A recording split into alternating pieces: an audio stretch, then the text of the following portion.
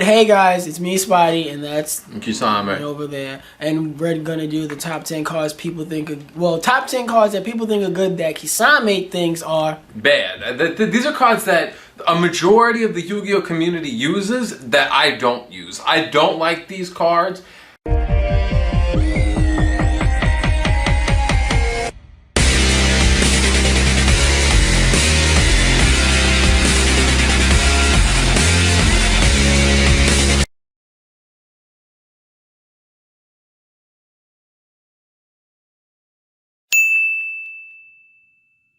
Thunder King RAI-OH. what?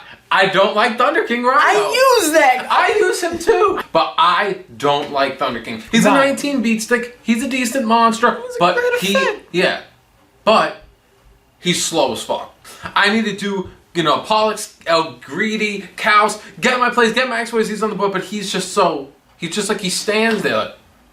That's what he kind of supposed to do. Yeah, and that's he's like the enforcer. And that's why I think Thunder King is good in stun-related decks. For me personally, I don't like Thunder King because he's a slow card, and unless you play a slow stun-based deck, he ain't good. If I could, I would go to Great Lengths to avoid him. Why don't you just run DD Warrior Lady then? She's fucking slow too.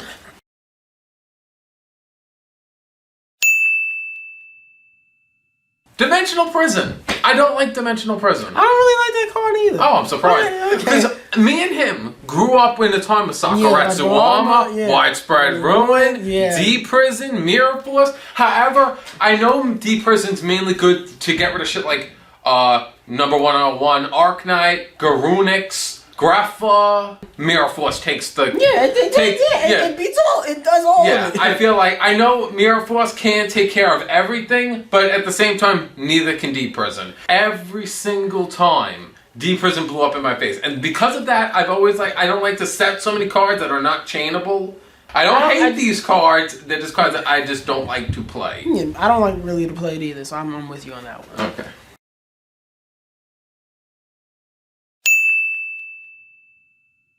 Book of Moon. What? I don't like Book of Moon. I think Book of Moon's such bad. a useful card. I think it's underrated. I hate Book of Moon. You know what I think is better than Book of Moon? Shrink. Forbidden Lands. I was gonna say Shrink. If Lance went to 1 and I needed that extra protection, I could go to the next best thing. However, I don't like Book of Moon. Book of Moon's slow. It puts a monster in a position that may not fit it. Lance has always been the better card for me. I go to great lengths to avoid Book of Moon because I don't like putting my shit in defense mode because it easily could get run over unless I have that right protection. As for Lance, you want to you have something to activate? All right, I'm gonna play Lance. Now I can still do my swing, perhaps take out a monster still. Book of Moon's a good card. It's underrated. Just not for me. I don't like Book of Moon. I think Lance is better. You can have your opinion and you can be wrong about it.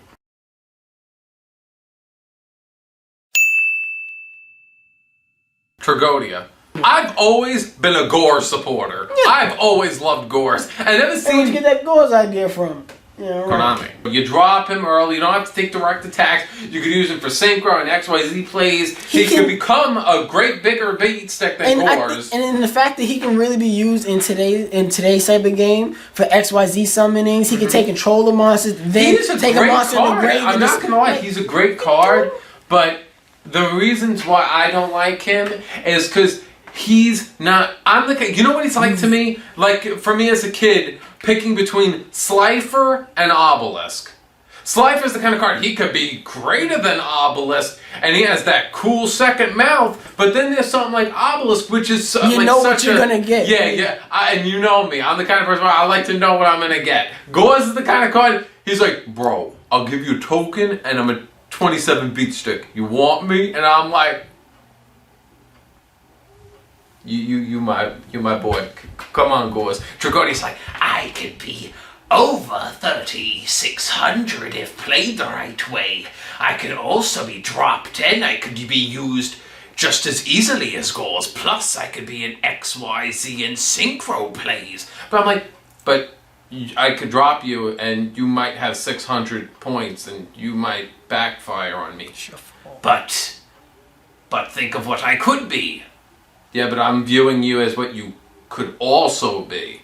He's naturally a 27 beat stick and will always give me. He ain't not gonna lie to me.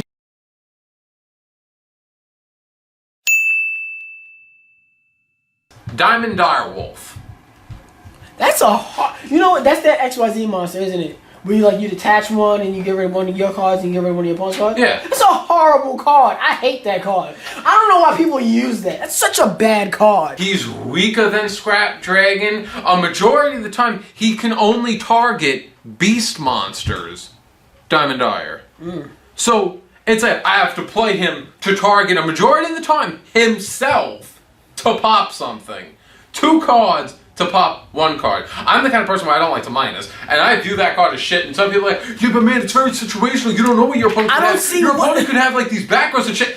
Main MSTs. I'd rather main Twisters than put Diamond Dire in my fucking extra deck. I do not. I hate that card. I honestly do not see a use for that card. I wish. Comment it down below. Why is that card good? Because I don't see why it's good. It's good because under certain situations where you need to pop something. Not every deck could go into. You know what else could pop something? Breaking the Magical fucking Warrior.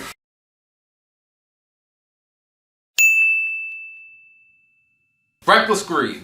I hate that card. Obviously, how you could chain 2 off each other, and then you don't got to draw for the other ones. However, ever since Mermill's topped, and everyone's been like, oh my god, you got to be playing upstarts now, and Recklesses to get that consistency, bro. And I'm like, I agree with Upstart. I always liked Upstart. Upstart's a great fucking card. I think Reckless, I don't think so. In today's game, Upstart isn't that bad because people go for OTK so much. It's like, hey, yeah, I give you 1,000 life points, but I got this 3,000 in the tab. Well, I don't give a fuck about you. Keep your 1,000. If you go against somebody like me, you're gonna hate the fact that you gave me that 1,000 because I'm gonna have that little 1,000, especially with somebody like me with my number 1 mangas. It's good to go for that good swing, and then you just, I'll just take care of this problem later. I still have gate to do that. But Reckless is not as good as people led on to believe.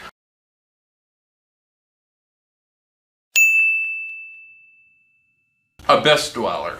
Isn't that one monster that you keep telling me about that's like, oh, it's good side deck card for Dark Worlds? One ability is if you use 2 water monsters to bring him out, his attack points are 500 points higher, so he's 2,200. It's just like, man, it's such a great card to stop Dark Worlds, it's a great card to stop Boots, it's a great card for Mermills, and I'm just like, this card has 1,700 attack points. This card is shit. Because it has no immunity, it has no fucking protection, it can't be like, oh, if it's destroyed, it's detached.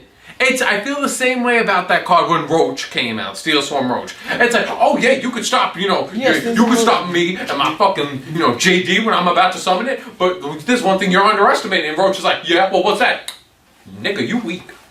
You only got 19 points. I could run you over with a wolf, bitch. You know what's a dangerous card? Battle Ox.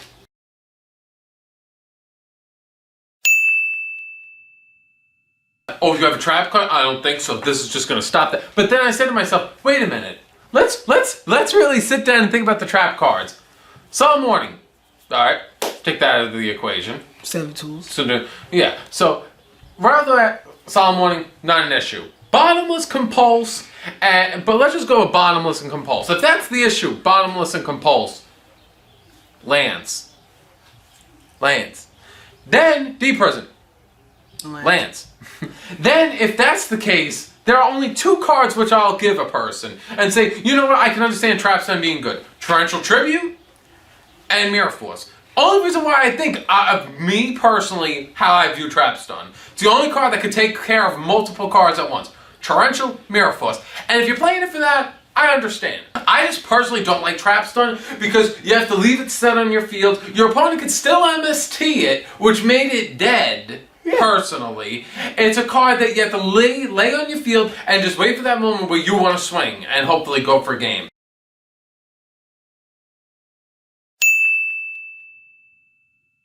People all over playing that fucking card. You know what? I think it fucking sucks. You want to know what? It's just like, ooh, if I activated Spidey, the rest of my opponent can't special summon.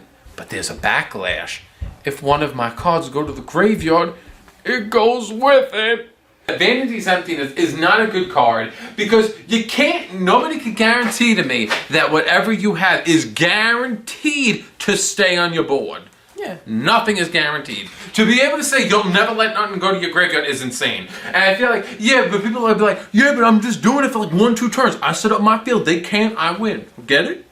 It's a good card to stun the opponent, like Thunder King. My thing is that you stun yourself with it, so it's like you shoot yourself. That's why I don't think it's a good. Yeah, that's why I'm just like, you see, I see use it dumb Bujin ways. players are playing it. So many people are playing it. Yeah, just cards like that and Trap Stun, I feel like people play that purposely just to fuck with their opponent, and that's a dick move. You shouldn't play cards like that because you don't know. I don't have a problem like, oh, you want to dick over your opponent and like fuck your opponent's place, because that's the whole point of competitive. You don't know what I have. Yeah, I feel like, but that's the whole thing about competitive dueling. That's what you want. That's the price. You want to cut off your opponent at every given moment. However, it's just like I feel like you can easily be destroyed. You don't know what the fuck your opponent got, but it's just like I know people are like, oh, but you chain it right at the moment when they go to special summon and it's dead. Yeah. But I'm just like, can't stop Cyber Dragon.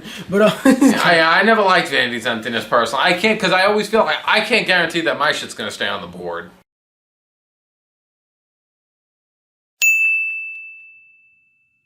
Everybody's just like, oh, Beck Bale's such a good card. I don't play it. I know, and that's why we're such good friends, because I hate fucking Vale. Vale is a fucking horrible card. When Valor and Maxi were introduced to me, I'm like, Maxi, Valor. Maxi, Valor. I didn't even need to look at Valor. I play Valor in Frog Monarchs, with Formula Synchron. That was the only reason. It's another one of those, like you said, the top three. The Vanity's Emptiness, the fucking, that Effect Valor and Trap Stun, all three of them, they're just cards to fuck with your opponent, but I feel like that's not a guarantee. I will draw Valor after that engine has done its job.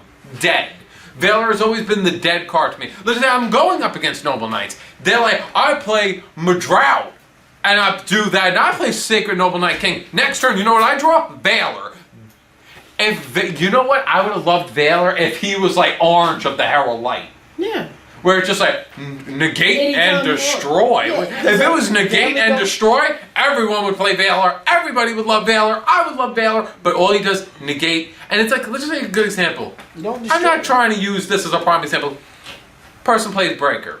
Wants to pop a back row. I dump Valor to save my back row. In the end, he still has a 16 beat stick, and I lost a fucking card in my hand. He's a minus. So many people and they're like, oh, I play Susano, a detach for its effect. Oh, Valor, Susano's still on the field. Nothing helped me get Susano off the field. And it's just like, Maxi, I feel like I'm more of a kind of player where, all right, I want to play this. At least I'm saying to myself, all right, I'm going to drop this, slow your plays down that you don't want to play your whole full play. And even if you do, I'm going to get a whole bunch of cards that I can play all mine. This next turn. I just think Valor is one of the worst cards out there that are popular, that almost everybody plays and really likes it. I know people are like, oh, I play Spike, Valor. I play Wolf Bark or Bear, Valor. It's just like whatever a person has, they want to go, huh, Valor. Like, oh, you want to play Draco's like Valor. You want to play Big Eye, Valor. But it's like, I'm the kind of person where, one, my excuse, I've never drawn Valor. Valor my Big Eye. Watch me punch you in the fucking face. If you affect Valor my Big Eye, you're gonna get a black eye. It's just like I said before, I've always been the kind of person where I always drew Valor at the worst possible times ever. Has no attack points, no defense points. Nothing but being the card, oh, I could, negate something, but minusing. I don't like to minus myself. I don't use a majority of these cards because I don't see the complete, it's like, just because a guy says, this is good, doesn't mean I agree with you. I have my own beliefs and my own thoughts in the game where I think that, I'm like, an ancestor in the game, and I think that, I have my own cards that I think that are really good and that are very underrated. And sometimes those underrated cards will kick your ass. So, like the video. The video gets 150 likes. You'll see another one of this top 10. Another top 10. Check out the 2 previous videos and leave your comments below of how you feel about the cards that I chose and the cards that you think could. And subscribe. See ya. Yeah, no. Well, let me tell you all about it. Okay. Are you ready to pendulum summon your pickle panties? That I think might work against Kisame or like any deck that I'm iffy against. Kisame, because as you guys know, probably have about maybe 13 decks.